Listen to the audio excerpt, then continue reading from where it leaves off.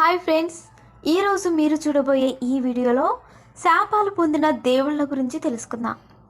ఒకసారి నారద మహర్షి వైకుంఠానికి వచ్చినప్పుడు అతనిని ఆట పట్టించడానికి మహావిష్ణువు అతని ముఖమును కోతి ముఖముగా మార్చేస్తాడు. అప్పుడు కోపం వచ్చిన నారద మహర్షి విష్ణుమూర్తిని, నా ముఖమును ఎలా అయితే కోతి రూపంలో మార్చేశావో ఆ కోతి రూపంలో ఉన్న వ్యక్తి సహాయంతో నీ భార్యను వెతుక్కుంటావని శాపమిస్తాడు. ఈ శాపం కారణంగానే శ్రీరాముడు సీతను వానరుల సహాయంతో రాముడు సీతాదేవిని లంకకు ఎత్తుకుపోయినప్పుడు ఆమెను వెతకడం సాధ్యమైంది. ఈ విధంగా నారద మహర్షి ఇచ్చిన శాపం శ్రీరాముడికి వరంగా మారింది. ఇలాంటి ఒక సంఘటన మహాభారతంలో కూడా జరిగింది. ఒకసారి కుంతీదేవికి దుర్వాసన మహర్షి ఒక వరాన్ని ప్రసాదిస్తాడు. ఆ వరం ఏమిటంటే సంతాన సాఫల్య అనే వరం. ఆ వరం కారణంగా కుంతీదేవి ఏ దేవుడినైనా ప్రసన్నం చేసుకొని వారి ద్వారా బిడ్డని కనవచ్చు. ఒకసారి కుంతీదేవి ఆ వరాన్ని పరీక్షించడానికి సూర్యభగవాన్ని ప్రార్థిస్తుంది. అప్పుడు కుంతీదేవి సూర్యభగవానుడు ఆయన ద్వారా కర్ణుడికి జన్మిస్తుంది. కానీ పెళ్లికి ముందే బిడ్డను కనడం తప్పు కాబట్టి ఆ బిడ్డను ఒక పెట్టెలో పెట్టి నీటిలో వదిలేస్తుంది. ఆ తర్వాత కుంతీదేవి పాండురాజుని పెళ్లి చేసుకుని ధర్మరాజును, అలాగే భీముడిని మరియు అర్జునుడిని ఆ మంత్రం ద్వారా పొందుతుంది. అలాగే కుంతీదేవి తన సవతి అయిన మాద్రికి ఈ మంత్రాన్ని చెప్పింది. అప్పుడు మాద్రికి ఆ మంత్రం ద్వారా నకుల సహదేవులు పుడతారు. వీరికి పంచపాండవులు అంటారు. వీరిలో మధ్యవాడైన భీముడు ఎందుకు హిడింబి అనే రాక్షసిని పెళ్లి చేసుకోవాల్సి వచ్చిందో ఇప్పుడు మనం తెలుసుకుందాం. ఒకసారి దుర్యోధనుడు పాండవులన్నీ లక్కగృహంలో దహనం చేయాలని అనుకుంటాడు. ఈ విషయం తెలుసుకున్న పాండవులు అక్కడి నుంచి తప్పించుకొని ఒక అడవిలోకి వెళ్తారు.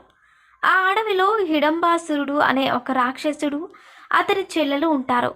హిడింబాసురుడు పాండవులను చూసి వారిని తినడానికి తన చెల్లెల్ని పంపించి తన దగ్గరికి తీసుకురామని చెబుతాడు. అప్పుడు హిడింబి ఒక అందమైన అమ్మాయిగా మారి వారి దగ్గరికి వెళ్తుంది.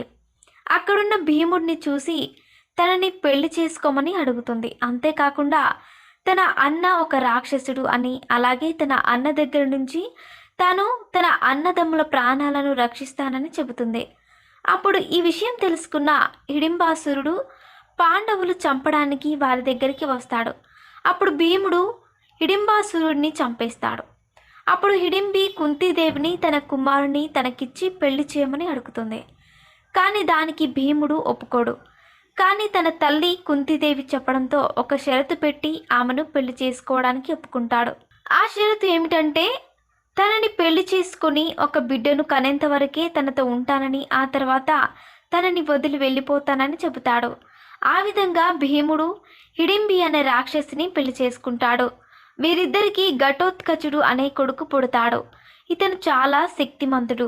అంతేకాకుండా ఒకసారి ఇంద్రుడు కర్ణుడి దగ్గరికి వచ్చి అతని కవచకుండాలన్నీ దానంగా అడుగుతాడు.